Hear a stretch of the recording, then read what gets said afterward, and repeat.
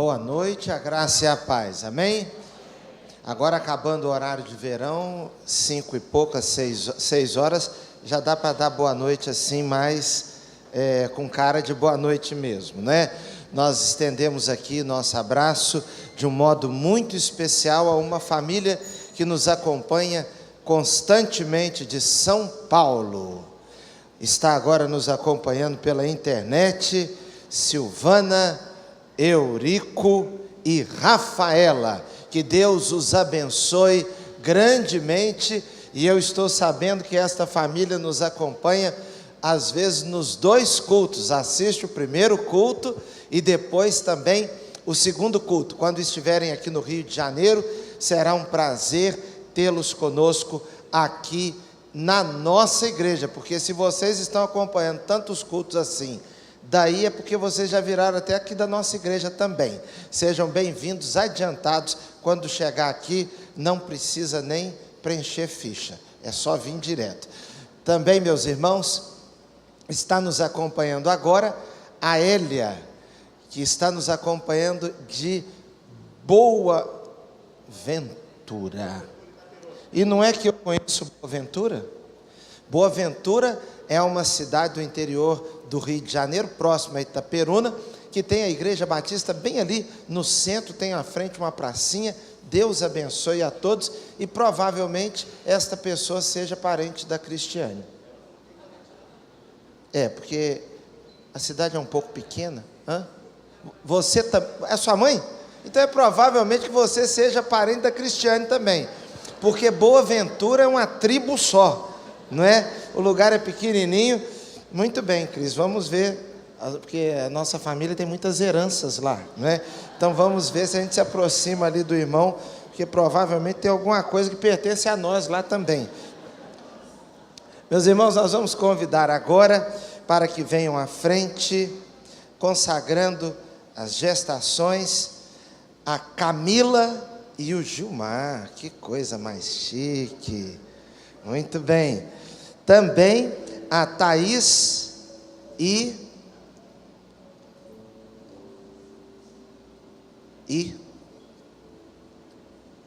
o Santos. O sobrenome dele é Santos. Como é que é isso aqui, irmã Cleides? Isso. Então a Thaís vem aqui com o marido, por favor. Como é que chama aqui, querida? É o Thales. É o Thales. Então a gente pede que quando for Thales, a gente deve escrever Thales, né? Porque escrevemos aqui uma outra coisa. Então quando for Thales, vamos escrever Thales, né? A Suelen e o Davidson. Também Cristiane e Alexandre. Quero convidá-los para que venham à frente. Se os familiares estiverem conosco, podem vir também. Nós vamos agora orar, consagrando ao Senhor estas vidas, consagrando as famílias.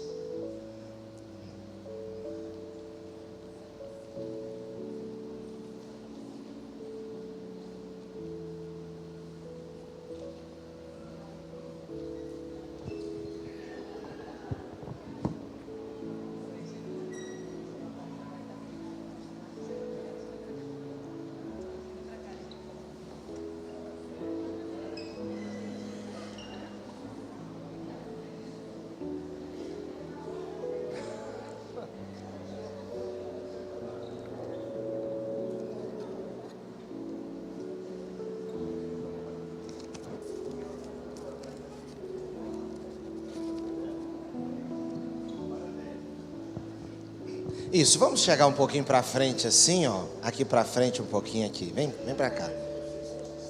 Isso.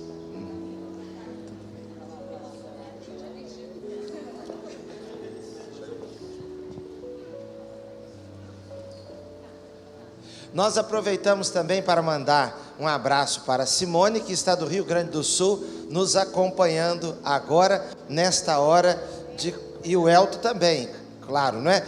Que estão nos acompanhando e vão orar conosco, consagrando a gestação aqui da irmã.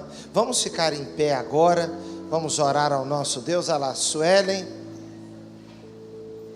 Ah lá, Sueli. Cadê a Sueli? Olha lá. Você está enxergando direitinho, Sueli? Agora todo mundo do mundo inteiro pela internet também vai estar enxergando. Olha lá. Muito bem.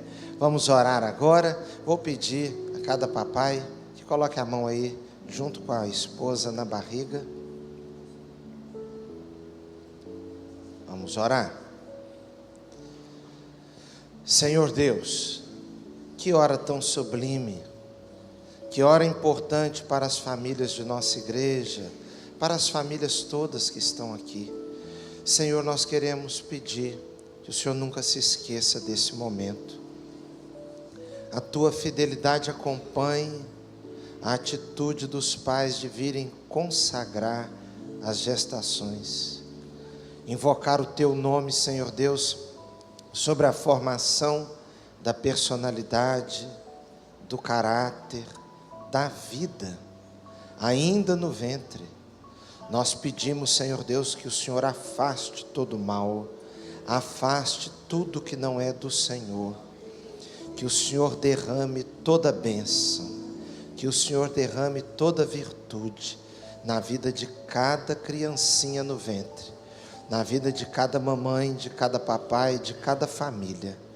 Pedimos agora, Senhor Deus, que o Senhor olhe para todos os pais aqui, todas as crianças aqui representadas por suas famílias, e o Senhor que nunca se esquece, o Senhor se lembre também de cada família aqui consagrando os seus filhos. Nós oramos e fazemos isso em nome de Jesus. Amém. Deus os abençoe grandemente. Vamos dizer: Deus os abençoe grandemente. Podem se assentar, irmãos, podem voltar aos seus lugares também, as famílias.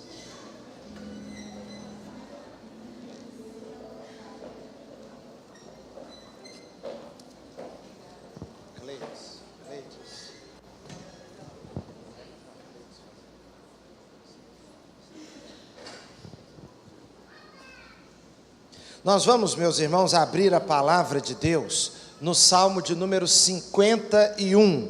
Salmo 51.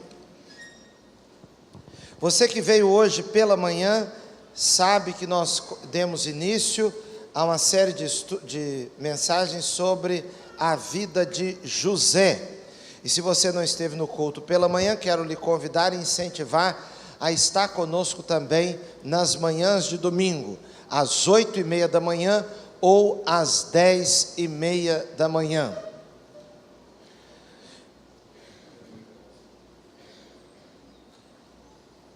Salmo 51, quando nós vamos agora, irmãos, meditar a respeito do seguinte tema, tratando seriamente o principal problema da vida. Tratando seriamente o principal problema da vida. Eu quero lhes convidar a repetir comigo, por favor. Vamos lá? Tratando seriamente o principal problema da vida. Nós vamos ler o Salmo 51, do verso 1 ao verso 4. Acompanhe, por favor, só para fazer um teste aqui, como fizemos hoje pela manhã. Quem está com a Bíblia de papel, levanta assim. Olha que coisa mais bonita, irmãos. Isso mesmo, pode abaixar.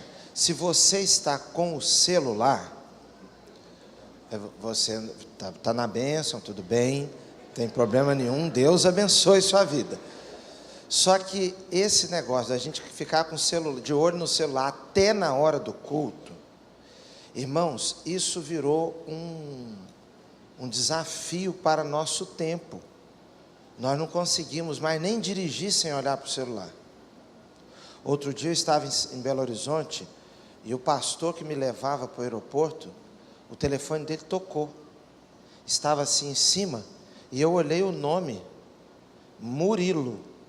Eu falei: pastor, o Murilo é que está ligando para o senhor. Ele disse: é o meu filho. Ele continuou dirigindo. Parou de tocar. Daqui a pouco toca de novo. Eu disse: pastor, o Murilo está chamando outra vez. Ele disse assim: quando eu parar o carro, eu ligo para ele. Eu fiquei até sem graça.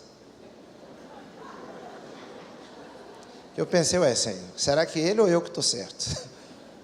Se é o filho dele que está ligando, é para atender, né? Mas ele estava certo. Eu até estranhei, porque nós achamos que temos que atender tudo na mesma hora, que senão o mundo vai acabar. Pastor, e se for uma notícia de vida ou morte? Irmão, se morreu, já morreu. Se morreu, se atender, vai ressuscitar lá? Não, né? Pois é, você tem um desafio especial de prestar atenção no culto e não no telefone. Mas Deus abençoe você assim mesmo. Vamos lá. Vamos ler de 1 a 4. Diz assim: tem misericórdia de mim, ó Deus, por teu amor, por tua grande compaixão, apaga as minhas transgressões. Lava-me de toda a minha culpa e purifica-me do meu pecado, pois eu mesmo reconheço as minhas transgressões, e o meu pecado sempre me persegue. Contra ti, só contra ti pequei, e fiz o que tu reprovas, de modo que justa é a tua sentença, e tens razão em me condenar. Que Deus abençoe a sua santa palavra aos nossos corações. Amém? Meus irmãos, qual será o mais sério problema que nós temos? Alguém pode dizer, voltando-se para a sua realidade, que o mais sério problema que tem está no campo da sua família. Alguém pode concluir: a minha família é o maior problema que tenho hoje. O problema que tenho hoje refere-se às preocupações, às angústias, às ansiedades ligadas à minha família. Há quem diga que o seu principal problema seja o Brasil. O Brasil é o meu principal problema.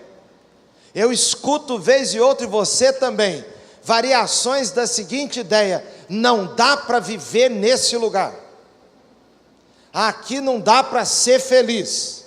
Outras pessoas concluem que o principal problema de suas vidas refere-se à saúde física, a alguma enfermidade contra a qual está lutando. Outros entendem, e muita gente pensa isto mesmo, que o maior problema que possui é falta de dinheiro. É interessante que pouca gente acha que seu problema reside na abundância de dinheiro, apesar do fato que muita gente endinheirada vive debaixo de uma infelicidade medonha. Uma coisa triste, porque você sabe que falta de dinheiro para as coisas básicas, para as necessidades, falta de dinheiro traz realmente várias complicações. Nós temos que admitir que falta de dinheiro às vezes realmente traz dor de cabeça. Agora, muito dinheiro também, meus irmãos, temos que admitir. Eu sei que você tem dificuldade de admitir, mesmo tendo muito dinheiro, mas você há de convir que muito dinheiro traz muita confusão também. Muitos casamentos são assolados por um problema de riqueza demais.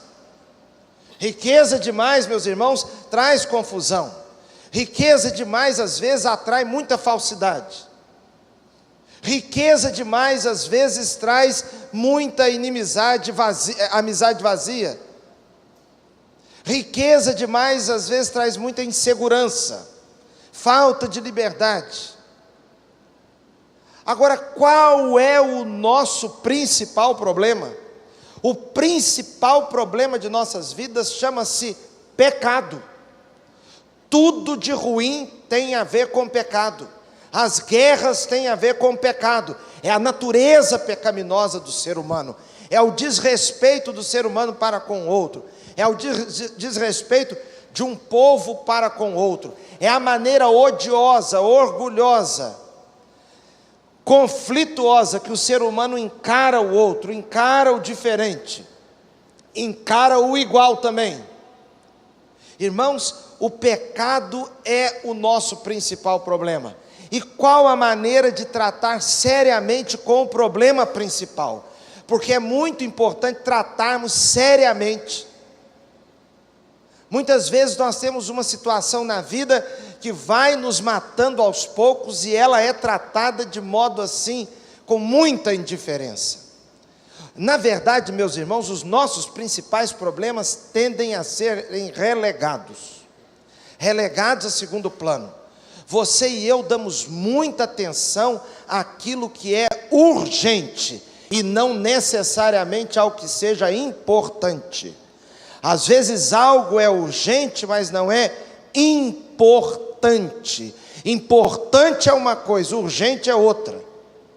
E as coisas importantes nós levamos com muita procrastinação, deixando para depois. As coisas urgentes nos chamam a toda hora. Tem que correr com o lixo que está dentro de casa, porque o caminhão está passando agora, então é urgente, tem que correr lá. Mas talvez é urgente, e é claro que você sabe que é importante no sentido de que a gente deve manter a casa limpa, sem lixo, mas não é importante como, por exemplo, fazer uma ligação para uma pessoa que você ama e dizer que a ama. Isso é uma coisa importante. É importante, por exemplo, dar tempo à família. Isso é importante. Só que às vezes nós temos alguma coisa urgente, então nós vamos no urgente para socorrer. Se não fizer isso agora, vai acontecer alguma coisa que nós vamos ter uma consequência imediata, então nós corremos para o imediato. É muito importante orar. Orar é muito importante. Oração é muito importante. Só que às vezes a pessoa só ora quando é urgente. Ai, meu Deus, tem misericórdia. É uma oração relâmpagozinho, mas é urgente ali, para ter livramento do que está acontecendo naquela hora. Mas orar com calma, orar com tempo, é importante. Irmãos, é tão importante tratar realmente do que está nos prejudicando. E o pecado merece toda a atenção. Existem, meus irmãos, algumas maneiras de lidar com esse assunto do pecado. Uma das maneiras é negar a sua existência. Isso está muito na moda, é do nosso tempo agora. É do nosso tempo, é da nossa era, é da mentalidade de época. A conclusão de que o pecado ou o erro é uma construção social. O que é isso? A sociedade, ela é que diz que uma coisa é errada e a outra coisa não é errada. Então a sociedade, ela assim, é daquela cultura, daquela época, daquele povo, daquele momento, interpretar que no Brasil, por exemplo, é consenso. Todo mundo concorda que corrupção é errado. Por quê? Porque nós estamos sofrendo tanto no Brasil por causa da corrupção, que aí se perguntar a qualquer pessoa, até o corrupto diz que o corrupto tem que ir para a cadeia. Ou você vê corrupto... Não, aqui no Brasil chegou num ponto que a gente vê sim. Me desculpe, eu já estava ilustrando de um modo inadequado. Porque a situação aqui está de tal maneira que aqui o corrupto realmente perdeu absolutamente, porque antes o corrupto tinha um pouco de castimônia. Agora ele realmente virou assim uma pessoa absolutamente desprovida de vergonha, não tem vergonha nenhuma. Mas convencionou-se, por exemplo, da nossa sociedade, entender que pedofilia é errado. E nós concordamos, é errado mesmo. Entendeu? Errado. Mas outros tipos de comportamento que destoa do que era comum antes, já é aceito. No caso, por exemplo, essas pessoas que defendem assim, que o erro e o errado e o certo faz parte da construção social. Monogamia, ser casado com uma pessoa só. Ou poligamia, ser casado com mais de uma pessoa. Depende da sociedade. Só, meus irmãos, que esse não é o modo correto de compreender o pecado. Outros, meus irmãos, compreendem que o pecado é uma construção social, outros dizem, não, é a inexistência de pecado. Não existe erro. É interessante que quem diz que não existe erro, basta você roubar a carteira dele que ele quer te condenar. Quer dizer, ele diz que não há erro, mas ele, quando você faz alguma coisa contra ele, ele diz que é errado.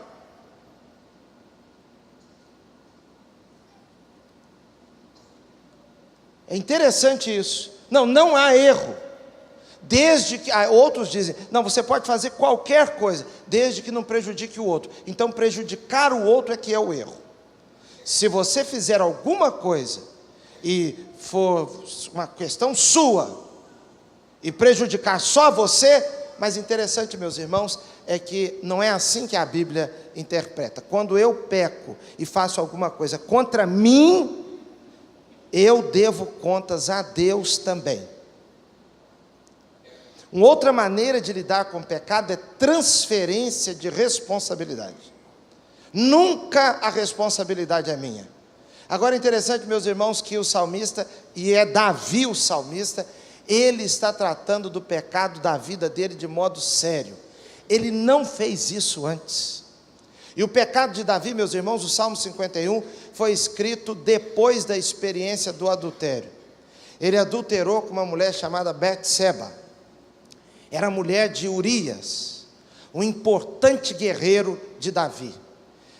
Davi um dia foi para o terraço da casa, em vez de escrever o Salmo 151, foi olhar a mulher dos outros. Ele achou a esposa de Urias muito bonita, e pediu então para que ela fosse levada ao palácio. Ele adulterou com ela, e imaginou, agora a coisa pode não ficar boa. Mandou que Urias, que estava na guerra, fosse colocado na pior posição, na pior área de batalha. Ou melhor, antes mandou chamar Urias em casa. Tirou ele da guerra e levou ele para casa, para enganar Urias. Se a mulher ficar grávida, ela vai aparecer grávida depois, e ele vai pensar que foi quando ele voltou da guerra, esteve com ela engravidou, ele voltou para a guerra.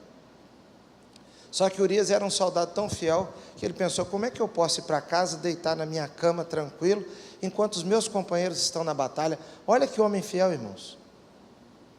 Como é que os meus comandantes estão lá expostos à guerra, e eu ficar dormindo numa boa em casa? Ele dormiu na praça, dormiu na rua, ficou no relento. Então Davi manda que ele volte, e mandou ordens para que ele ficasse exposto na pior área de guerra, e ele morreu. Chega a notícia para Davi que ele havia morrido. Mas, meus irmãos, havia um profeta lá chamado Natã, e Natã vai até Davi e pergunta para ele assim, o que você diz que merece, o que o rei diz merecer um homem que tem muitas ovelhas, e ele toma uma ovelha daquele que tinha uma só, era uma ovelha de casa, chegava até a dormir na cama com os filhos. Aí Davi disse, quem faz isso merece a morte. O profeta Natã diz, esse homem és tu, esse homem és tu. Então Davi cai em arrependimento. Depois então surge o Salmo 51. Irmãos, quando Davi foi tratar de um problema sério da sua vida, que era o pecado, nós aprendemos que a primeira maneira, aquilo que nós temos que compreender sobre como tratar o pecado na vida, é compreender a natureza de Deus. Compreender a natureza de Deus. Repita comigo aqui, compreender a natureza de Deus. Como é que ele começa dizendo? Tem misericórdia de mim, ó Deus, por teu amor, por tua grande compaixão, apaga as minhas transgressões. Tem misericórdia de mim, ó Deus.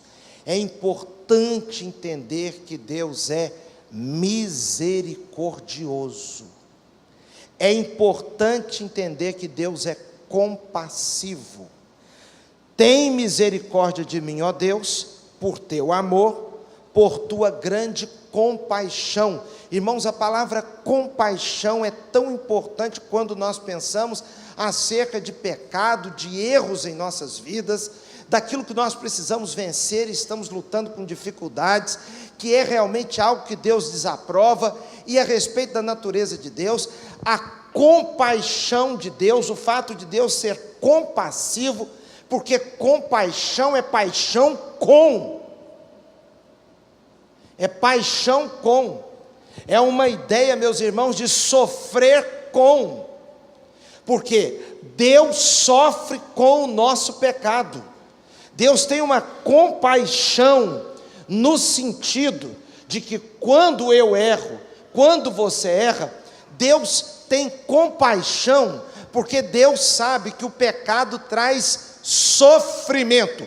O pecado nunca abençoa, o pecado nunca ajuda, o pecado nunca traz bem-estar. Ele é sempre frutífero para o que é mal. O pecado nunca frutifica para o bem, ele frutifica sempre para nos afetar. Alguém uma vez, de vez em quando alguém pergunta, mas eu me lembro uma ocasião que uma pessoa que havia se divorciado, conversando comigo, me perguntou por que a Bíblia diz, ou por que eu achava, não me lembro bem qual era a pergunta, mas era nesse sentido, por que a Bíblia diz, ou por que nós pregamos que Deus odeia o divórcio, e ela divorciada, se sentindo assim, mal-estar por conta daquilo, dizendo, olha, a Bíblia diz que Deus odeia o divórcio, eu sou uma divorciada, eu me sinto mal com essa declaração, por que a Bíblia é contra o divórcio? Irmãos, a realidade do divórcio é uma coisa, o divórcio existe, Deus desaprova o divórcio, é uma outra realidade. Deus desaprova o divórcio. Por que Deus desaprova o divórcio? Porque Ele te fere, porque Ele fere o ser humano, Ele dói no ser humano. O que dói no ser humano? Tudo. A experiência de ter esperança, se casar, porque a pessoa, nós subentendemos que a pessoa casa com vontade de que dá certo. Então Deus odeia o divórcio porque frustra, que afeta, diminui a felicidade. A pessoa não queria aquilo, ela acaba tendo que passar por aquilo, ou passando por aquilo sem ter que passar, mas o fato é que a experiência de todo jeito, ela afeta, é ruim. Seria melhor que não tivesse o divórcio. Então é por isso que Deus odeia, porque Deus me ama, Deus te ama. Como Ele te ama, Ele não deseja que você passe por uma experiência traumática como é essa. Apesar de, no mundo que nós vivemos, isso ser transmitido como uma coisa normal, quase que sem consequências. Meus irmãos, eu fico achando interessante como é que essas coisas vão sendo aliviadas pela sociedade. Ninguém gosta nem de falar nisso publicamente. Por exemplo, o divórcio afeta as crianças. Aí a televisão, as pessoas, não afeta. Meus irmãos, eu fico a me perguntar, onde esse povo vive? Será que eles vivem em outro planeta? Minha esposa trabalha com criança há cerca de 20 anos. Atendendo todo dia criança. Já tem 20, né? Nem parece, hein, minha irmã? Sinceramente, olhando para a irmã assim, nem parece.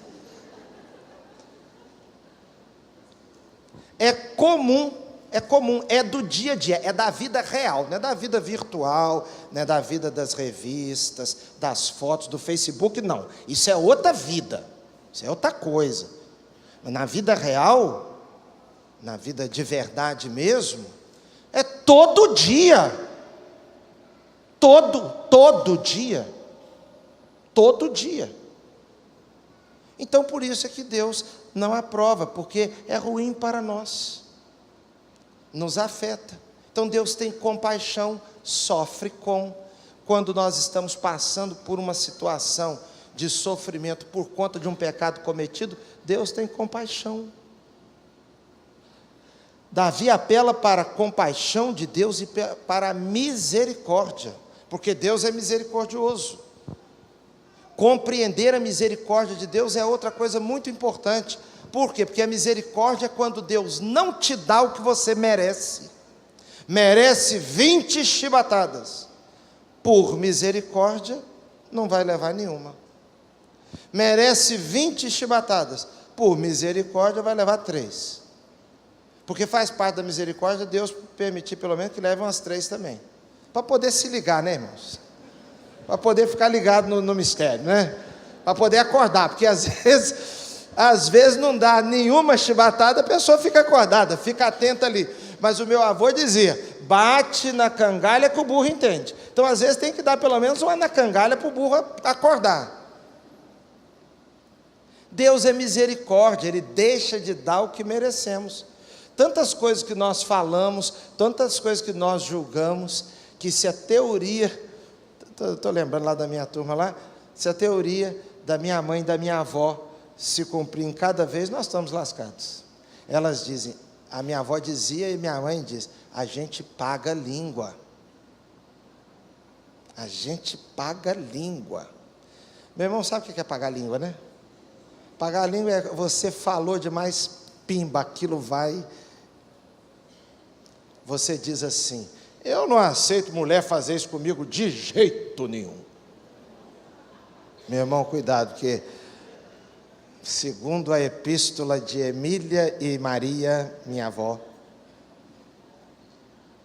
a pessoa paga a língua. Daqui a pouco você está diante daquela situação na sua vida. Então, meu irmão, Deus é misericordioso. Tantas coisas, meus irmãos, que nós fazemos e que Deus, por misericórdia, reteve o castigo. Então, uma outra questão muito interessante, a natureza de Deus de ser misericordioso, compassivo, aqui fala por teu amor, amoroso, apaga as minhas transgressões, ou seja, é a autoridade que Deus tem sobre o tema do pecado, autoridade até para apagar. Ele que tem autoridade para apagar o pecado, porque Deus tem o controle do tema. Deus tem o controle do tema como legislador. Deus é quem dita as regras. Ele é quem diz o que é certo e o que é errado. Ele estabelece a regra, é legislador, é também juiz. Ele julga, porque Ele é quem conhece, de fato. Irmãos, Deus tem o papel de juiz e testemunha. Jesus é chamado na Bíblia de testemunha fiel, porque Deus é que realmente conhece e vê cada passo, cada respirar, cada atitude nossa, cada pensar, cada sentimento. E Ele também tem o poder de declarar o perdão, apagar. A palavra apagar, ligada a pecado, na Bíblia tem a ver, meus irmãos, inclusive no Novo Testamento, com um ato público que tinha a ver com as dívidas. A pessoa possuía uma dívida, e aquela dívida, ela poderia ser fixada numa porta pública. Seria como lançar o nome no SPC ou no Serasa. A pessoa chegava lá e estava o escrito de dívida cravado ali do fulano de tal. E a pessoa, o credor, podia chegar, arrancar o título de dívida e rasgar. Deus pode fazer isso conosco, porque Ele é o dono do negócio todo. A dívida é para com Ele, então Ele pode apagar o pecado. Eu não posso declarar um pecado de alguém e dizer que aquilo não é pecado. Eu também não posso legislar sobre isso. Deus é que tem o controle do tema. Então, é importante compreender a natureza de Deus. Ele é misericordioso, compassivo, amoroso e dono do assunto. Uma outra questão muito importante, meus irmãos, é compreender a natureza do próprio erro. Porque a Bíblia vai dizer no verso 3, pois eu mesmo reconheço, aí ele vai usar duas palavras aqui. Primeiro, eu reconheço as minhas transgressões. Em segundo lugar, e o meu pecado. Transgressão e pecado. Um modo de lidar com o pecado é não usar a palavra pecado. Por exemplo, a tendência. Eu tenho a tendência de gastar muito. Tenho a tendência. Ou eu tenho a tendência de ser uma pessoa... Como é que é quando a pessoa... Avarenta, é isso aí. Avarenta. Sou uma pessoa avarenta. Não, aí a pessoa diz, não, isso não é pecado, eu sou seguro. Irmão, ser seguro é bom. Mas ser avarento não é ser seguro. Ser avarento é ser avarento. Ser seguro é ser seguro. E gastar demais assim, não ter controle. É uma bênção ou é um pecado? Abençoa a vida?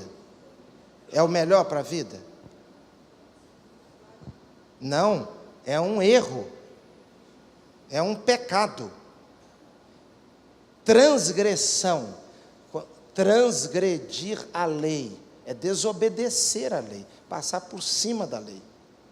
Quando Deus estabelece algo e eu transgrido, eu avanço sobre a lei, eu ignoro a lei, e eu estabeleço um novo comportamento, o comportamento que eu quiser, e não que a lei estabeleceu. Se eu resolver sair chutando as pessoas, o que vai acontecer? Eu estarei transgredindo a lei, porque segundo a lei brasileira, eu não posso agredir fisicamente alguém, dependendo do tipo tem agressão verbal, eu não posso transgredir isso. Por quê? Porque a lei diz para não fazer. Sempre o pecado é uma transgressão de uma lei de Deus, e ele chama aqui pecado de pecado, transgressão de transgressão, coloca o nome certo. Às vezes nós queremos dar um nome carinhoso à coisa, um nome bonitinho. Para a ignorância, por exemplo, nós às vezes costumamos chamar de autenticidade. Falar demais, a gente quer chamar de sincero. Não, fulano é sincero. Não, você não é sincero, você é estúpido mesmo. É uma outra coisa. É falta de sabedoria mesmo. Ah, eu sou muito positivo. Não, você é descontrolado, é uma outra coisa. Isso é descontrole. Aqui, meus irmãos, há uma maneira de tratar com o erro, é encarar o erro como erro. Encarar como erro. Um modo de tratar erroneamente o nosso principal problema, que é o pecado, é tratá-lo de modo brando. É como a pessoa que tem um cachorro muito bravo e quer convencer todo mundo que aquele cachorro não morde. Eu fico impressionado como os donos de cachorro, eles acham que seus cachorros são tão legais, né? Outro dia eu estava pregando lá em Vitória, o irmão que estava cantando, o Josimar Bianchi, contou uma experiência. Ele disse que chegou na casa de uma irmã, uma família da igreja, uma irmã, uma senhora da igreja, muito querida, disse, ô Josimar, pode entrar.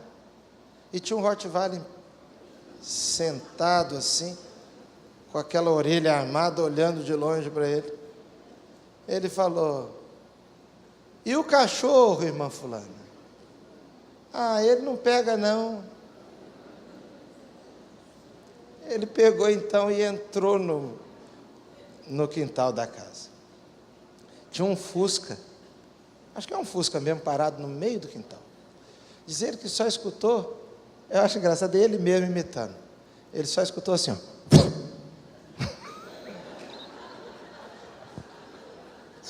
Escutou uma coisa mais ou menos assim. E Diz ele que quando viu o bicho vindo atrás dele, ele começou a girar em torno do Fusca, até que ele conseguiu subir no Fusca. E ele é um camarada alto. E ele disse: irmã fulana, a senhora disse que ele não pega. E ela disse de lá: e ele pegou?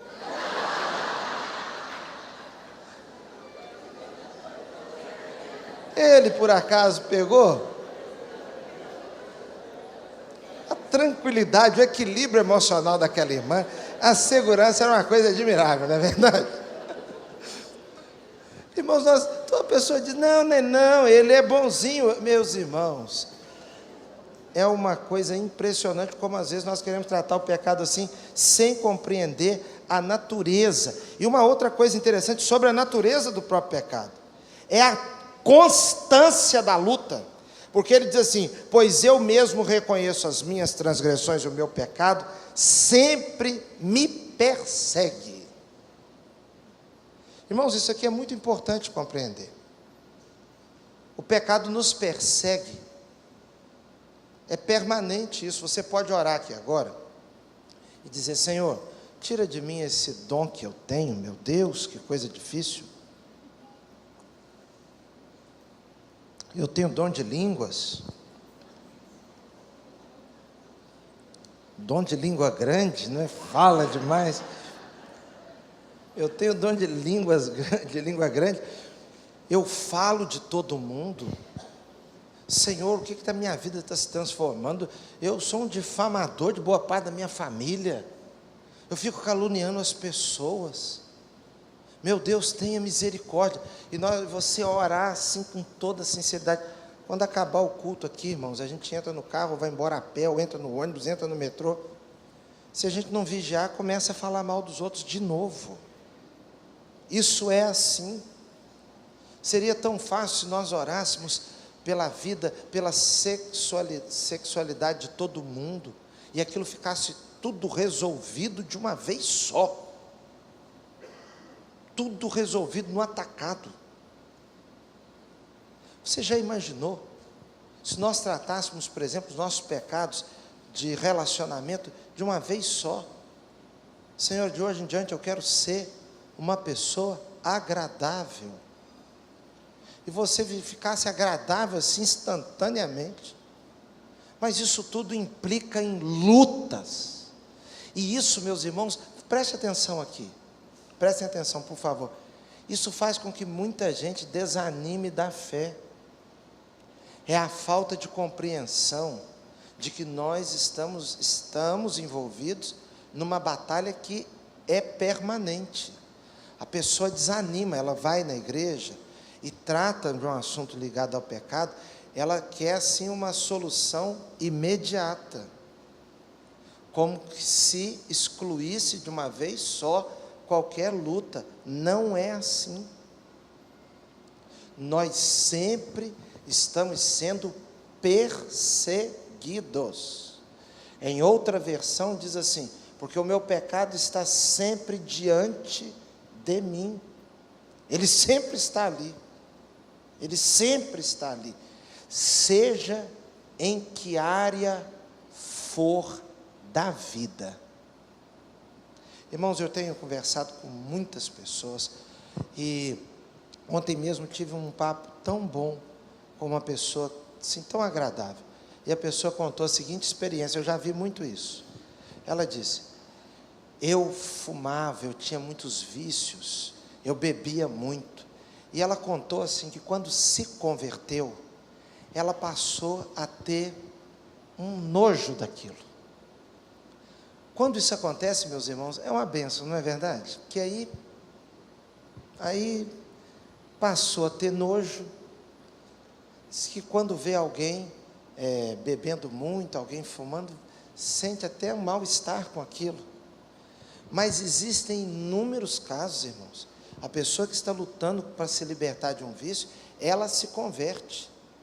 E depois de muito tempo de convertida, ainda continua sendo tentado, sendo atraído por aquilo. Isso está no campo do vício de beber, ou de usar drogas, de qualquer coisa assim, de química. Mas isso tem a ver também com comportamento. Vícios comportamentais estão sempre ali. Vontades. Vontade. As nossas vontades, as nossas tendências. Então, temos que compreender a natureza de Deus e a natureza desse negócio chamado pecado. Isso é pecado, é transgressão contra a lei de Deus e é uma luta permanente. Por fim, meus irmãos, queria destacar um outro elemento. Nós precisamos compreender a responsabilidade pessoal. É o que nós encontramos, meus irmãos, aqui no verso 3. Pois eu mesmo reconheço as transgressões dos meus amigos. Eu mesmo reconheço as transgressões dos meus familiares. Eu mesmo reconheço as transgressões dos meus amigos de trabalho. É isso que está dizendo aí? Eu reconheço as minhas transgressões. Qual é um modo de tratar o pecado de um jeito que só piora a coisa? E é o jeito mais característico do ser humano. Transferência de responsabilidade. Quando Adão e Eva pecaram, Deus foi ter uma conversa com Adão. Então Deus disse para Adão: Adão, o que aconteceu? Deus sabia o que tinha acontecido. Deus estava puxando o assunto. Adão disse: a mulher que quem deu? Irmãos, na verdade Adão não estava culpando só Eva, não. Quantas vezes você já ouviu assim? Não, eu faço isso porque Deus me fez assim. Deus me fez assim. O assassino em série pode dizer: Deus me fez assim, com essa natureza de matar mesmo. Deus me fez assim. Deus me fez assim. Desde pequeno, quando eu olhava para um garotinho lá, que fazia alguma coisa que eu não gostava, eu já ficava com a vontade danada de matar ele. Quando eu era adolescente, comecei a fazer umas coisas, quando a pessoa me irritava, assim que eu tive a primeira oportunidade, matei mesmo. Ué, irmãos, Deus me fez assim. A mulher que tu me deste. Um outro disse: não, mas se isso fosse pecado, Deus não teria feito. É engraçado esse nosso jeito de raciocinar, né? Irmãos, Deus fez pudim. Pudim.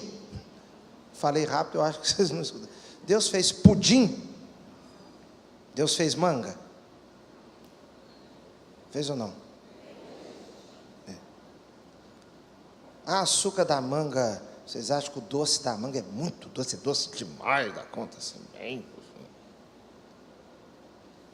E o doce do pudim é muito doce? Quem é que põe doce no pudim? O chocolate brasileiro vendido no Brasil é mais doce do que nos outros lugares. Os irmãos sabem disso, não sabem? O chocolate de fora do Brasil, ele tem menos açúcar. Para nós aqui, se não tiver muito açúcar, a gente não acha que está bom. E quando a gente come um que tem menos açúcar, a gente pensa: esse chocolate não presta, não. Não é assim? Quem é que põe açúcar naquele chocolate para ficar bem doce? Deus põe açúcar naquele chocolate para ficar bem doce, ou nós que pomos? Quando eu pego aquele chocolate e digo assim: ah, mas Deus é ruim demais. Inventou um troço tão maravilhoso como esse chocolate. E agora eu não posso, porque ataca. Tudo que é bom, Deus não deixa. Não, irmãos.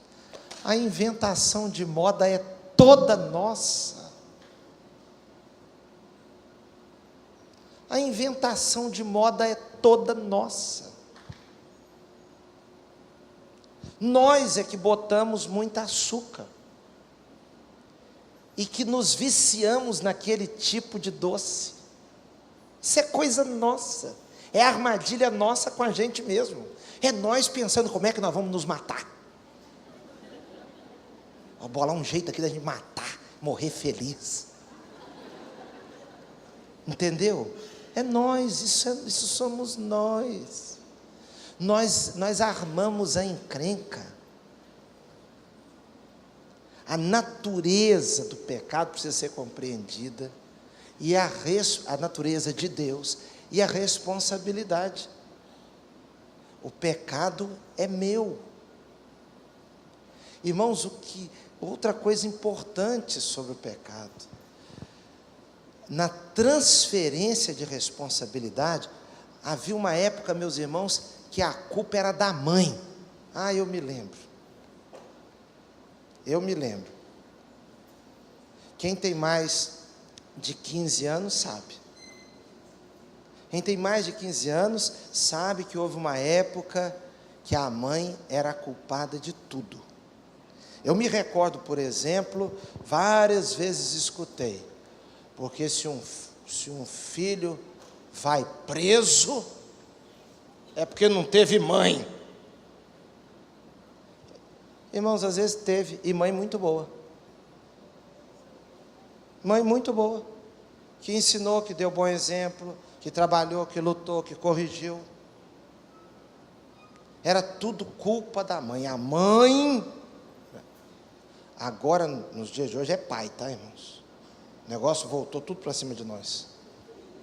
Nós estamos numa situação que tudo é explicado a partir da figura do pai. É uma avalanche em cima da gente. Se a menina fica namoradeira,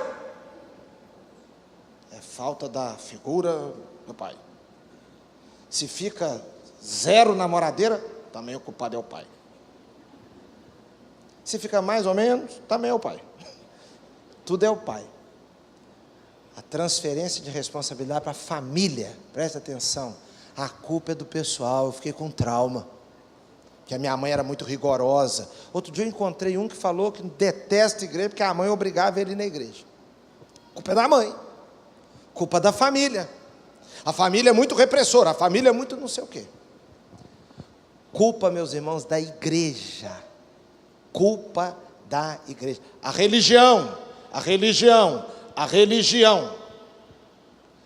Culpa da sociedade. Eu sou uma vítima, pastor Meise, da sociedade.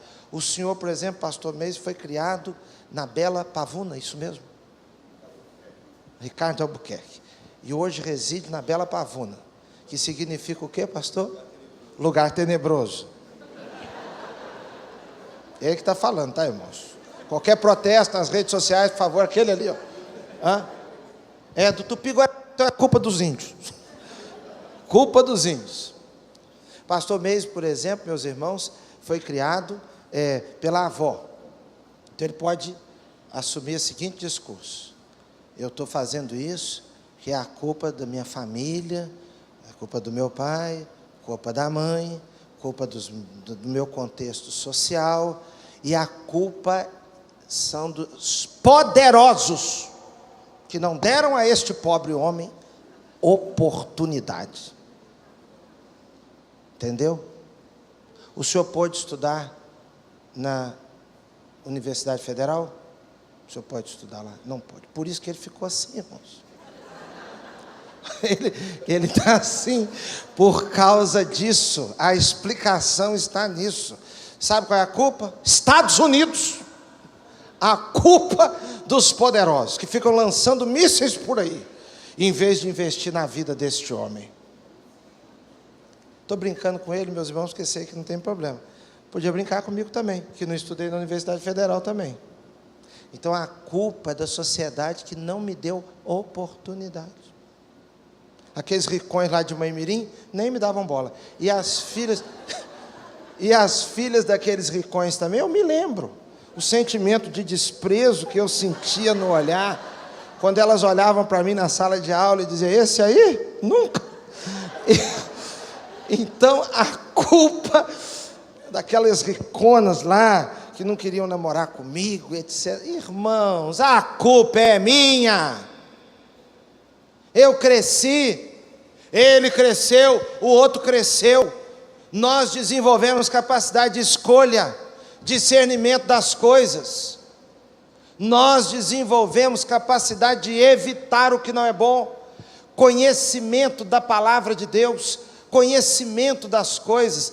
Sabemos, meus irmãos, quem é crente, quem não é crente, quem lê a Bíblia, quem não lê a Bíblia, que o trabalho ajuda a pessoa. O que é correto está ligado a não atingir ninguém, a preservar você mesmo, e a empenho, a trabalho, a estudo. São valores, meus irmãos, que são universais. Questões ligadas a convívio. Todo mundo, quem é crente, quem não é crente, quem já foi em igreja, quem não foi em igreja, sabe muito bem. Tem gente que nunca foi em igreja, que sabe muito melhor e vive muito melhor, inclusive. Questões ligadas a respeito, à valorização do outro. O pecado é meu pecado. E é interessante, meus irmãos, que nós sabemos que em nossas vidas é assim. Quanto mais eu transfiro a responsabilidade para o outro, menos eu me curo. E quanto mais eu começo a transformação na minha vida, mais eu ajudo o meu ambiente a ser transformado. Por quê? Porque a mudança começa quando nós fazemos um círculo em volta de nós mesmos, e ali dentro do círculo começa a mudança. A mudança da sua casa começa dentro do seu círculo. A mudança da sua igreja começa dentro do seu círculo. A mudança do Brasil começa dentro do meu círculo, do seu círculo. Quando eu reconheço as minhas falhas como marido, o meu casamento melhora. Quando eu reconheço as minhas falhas como pai, a minha vida familiar melhora.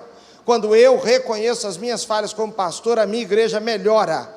Eu não posso ficar transferindo a responsabilidade para A, para B, para C, para o outro, para a liderança, para os pastores auxiliares, para as ministras. Não existe isso.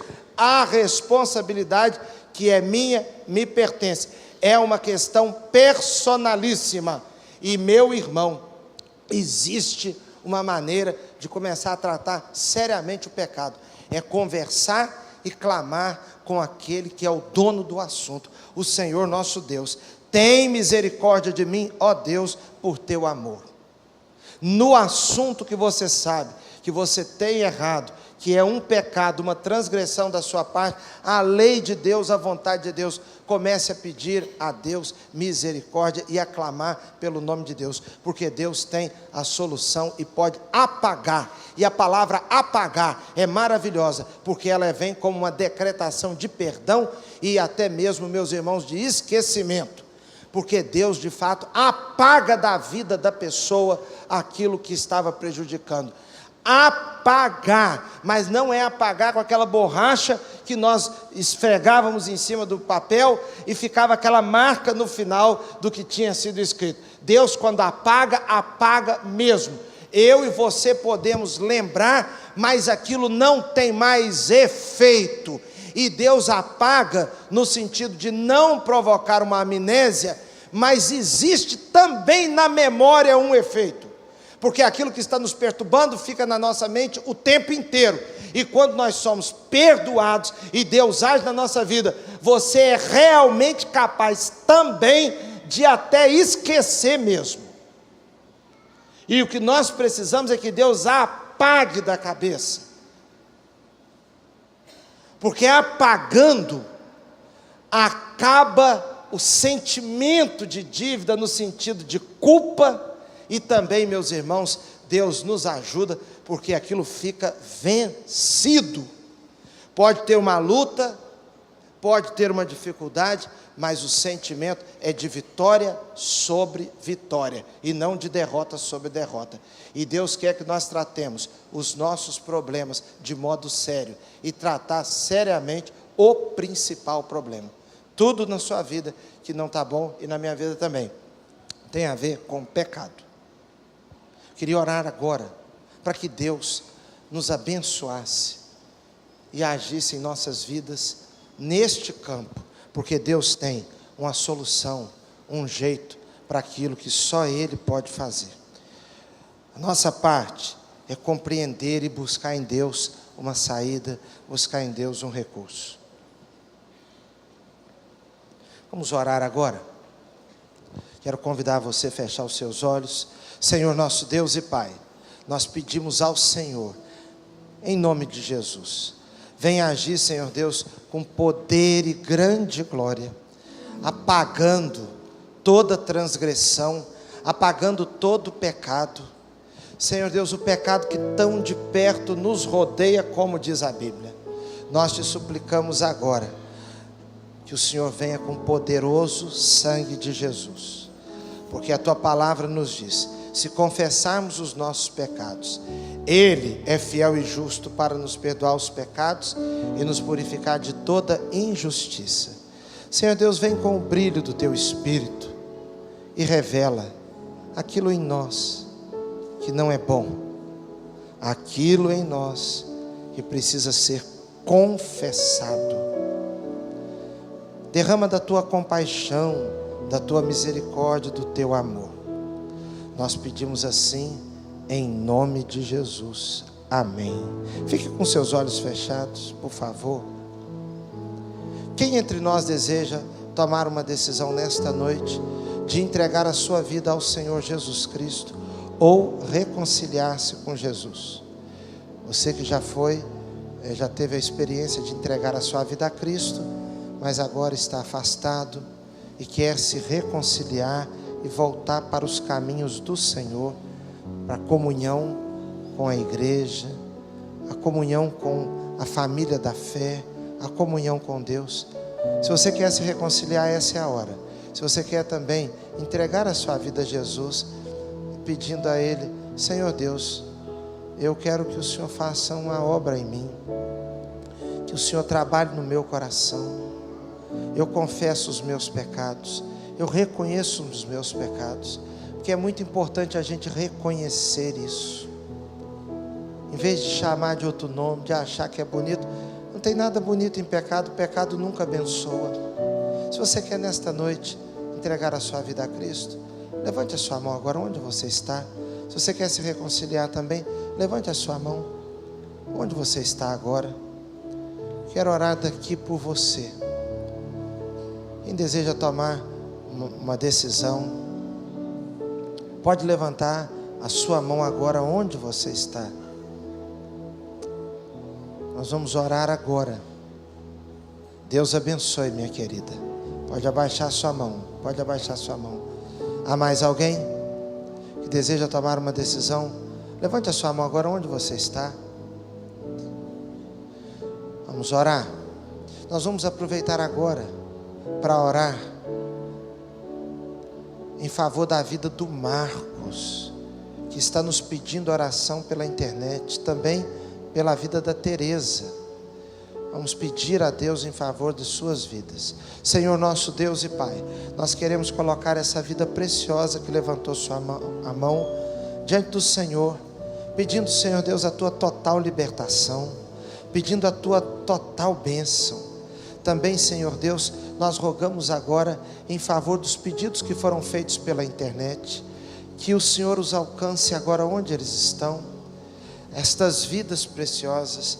Senhor, e alguém entre nós que deveria ter tomado uma decisão e não tomou, que a mão do Senhor, cheia de misericórdia e compaixão, estabeleça, Senhor Deus, um novo momento, uma nova hora e uma obra linda. Nós pedimos que o Senhor leve o teu povo para casa na paz do Senhor, abençoando também o culto que vem depois agora, em nome de Jesus. Amém. Meus irmãos, vão na paz do Senhor, que Deus a todos abençoe. Distante de ti, Senhor,